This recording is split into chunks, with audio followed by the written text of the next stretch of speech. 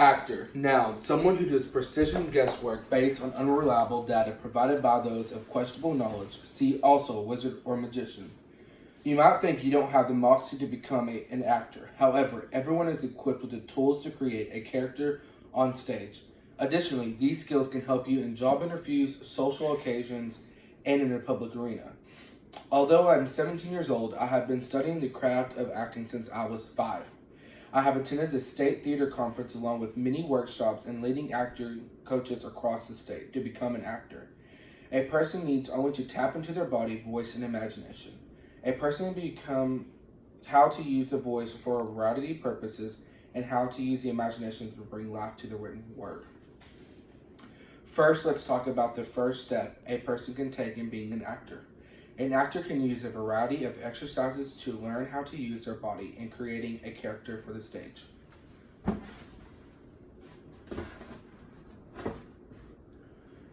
There are different acting techniques for creating a character, but the one I find the most effective is the Laban efforts. The Laban technique was created by a Hungarian by the name of Rudolf Laban, and it was first introduced for choreography. According to the Theater Folk website, an author named Todd Esplin, Laban's 8 efforts explore characters in the body. It is used in a way to extend an actor's movement, vocabulary, and ability to play characters physically. Here are the 8 efforts used in Laban, and with a quick demonstration, I will show you how to use these efforts in combination with the body to become an actor. However, I will just be using my hands and my feet for time's sake.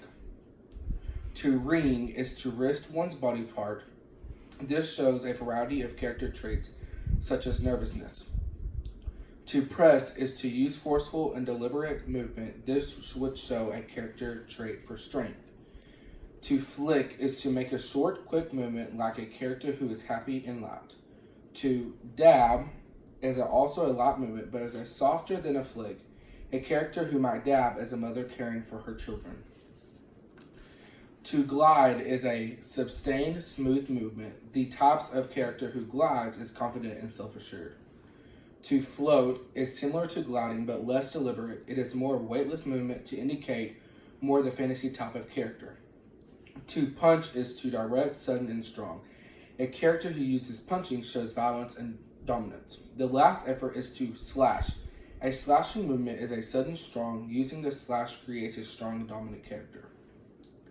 These efforts are basic movements you can use to sculpt your body into the type of character you are trying to portray. Now that we have talked about using the body, now we are going to talk about how to use the voice to become an actor. The second step in becoming an actor is how to use your voice. Robin Christian McNair from the University of North Carolina School of the Fine Arts states, "We want to hear a human being on stage. We want to know what they have to say, discovering that the truth is about more than producing the right sounds at the right volume in the right accent." There are acting exercises for all of these components, but finding the character's voice is a craft that is on and over time. The first step is to utilizing your voice is breathing control. Taking a series of cleansing breaths before any vocal work stretches the diaphragm and allows the true sound to be more clear. The next step is a series of open vowel sounds such as o, or e's. Making these sounds and repetitions along with different vocal pitches will increase the voice's range. Next are lip trills, like horse lip. Also, a person can hum, or even yawn, to deepen the voice's resonance. Lastly are the articulation exercises. It is recommended to do a series of tongue twisters that focus on different consonants, especially letters like B, T, D, or P, that are easily lost in the speech. An example is Betty bought a bit of butter. Using these simple techniques frees the voices and allows a person to create a unique character that can be heard and understood. Now that we have discussed the body and the voice, let's discuss the imagination. Using the body and voice are vital steps in being an actor, but the third step is what actors apart, that is their use of imagination. Playwrights provide great dialogue for actors, but it is subtext an actor adds to that dialogue that creates the meaning. An actor must tap into their mind to make decisions about reactions, relationships, and conflict resolutions. Gene Crane explains, if you want to be a great actor, you should know the importance of conveying a character as well as staying in the character. Anyone can read words off a page, but truly creating a convincing character takes much more. An actor must tell a story through a series of decisions. What type of person are you? What events have happened and how are you affected by them? There can be a laundry list of questions. It takes one's imagination to create all of those things.